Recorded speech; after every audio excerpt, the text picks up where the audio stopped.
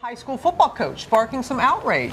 His team won a recent game 91-0. A parent for the losing team filing a complaint against the coach, accusing him of, and this is the word that was being used, bullying, saying he should have eased up on the rival team. ABC's Bianca Golodryga has a story. Water sucks. It really, really sucks. We all remember how the water boy was bullied out on the football field. But this morning, for one Texas high school football team, they say bullying on the field is no joke. On Friday night, the undefeated Aledo Bearcats crushed winless Western Hill in a game that ended 91-0. That's a cremation, is what that is. I wish at some point they could just say, okay, game over. One parent was upset enough to file a bullying complaint against the entire winning team's coaching staff, saying they should have eased up. In the complaint, the parent, who remains anonymous, writes, "On Friday night, we all witnessed bullying firsthand. I did not know what to say to explain the behavior of the Aledo coach for not easing up when the game was in hand." Bearcats head coach Tim Buchanan says that he did take steps to back down. When you start getting 56-0 and then 63-0 and so on, you start trying to figure out what can we do to slow down. So he says he started running the clock and putting in substitutes. The only thing we did not do was tell our kids to quit playing hard.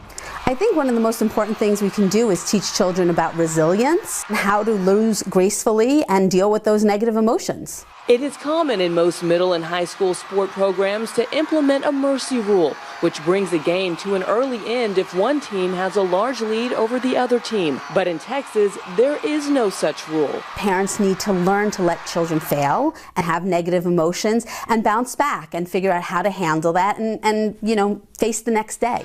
For Good Morning America, Bianca Golodryga, ABC News, New York. Oh, you better believe we're going to talk about this. We're going to bring in child development specialist Dr. Robin Silverman. Thank you so much for being here. Now, we know, and we talk about it a lot on the show, bullying does exist. It's real. It is dangerous. That's right. Are we quick, though, to throw a label like that? And do you think in this case it was bullying? I think you're right that we do label it very quickly. When I am presenting to schools and to parents, I define bullying with ABCD. A, is it aggressive? Is it an attack? Physical, social, emotional. B, is the balance of power unequal? Older, younger, bigger, smaller. C, is it consistent? Is it happening more than once over a period of time? And D, is it deliberate? Is there an intention to harm? And in this case, I do not believe that there was an intention to hurt or harm. We should point out, this coach put his third string players in before halftime. They ran the clock. Kept it running, no timeouts for the entire second half. It's a good team. It's a high-scoring team. Yeah. If these two teams shouldn't be playing each other, that's fine. Short of that, there is not. I will say, as a former athlete, though, there's nothing more disheartening to just get trounced like that. Right. But I will. I disagree. If you lost and it's really close, that hurt more than if you just get. Then the other team is so much better. Point, it's like really don't kick me when I'm down. Well, and I think I grew up being the underdog all my life, or felt that way. So I understand. Seriously, I understand both sides, and I know that those kids walked off the field feeling terrible. But is that the responsibility of the other team? Well, and it sounds like they did try. Dr. Robin, the parent, okay, the reason they came forward, they had their reasons for it. What do you say to parents if they're involved in a game like that and they see that their child is being beaten like that?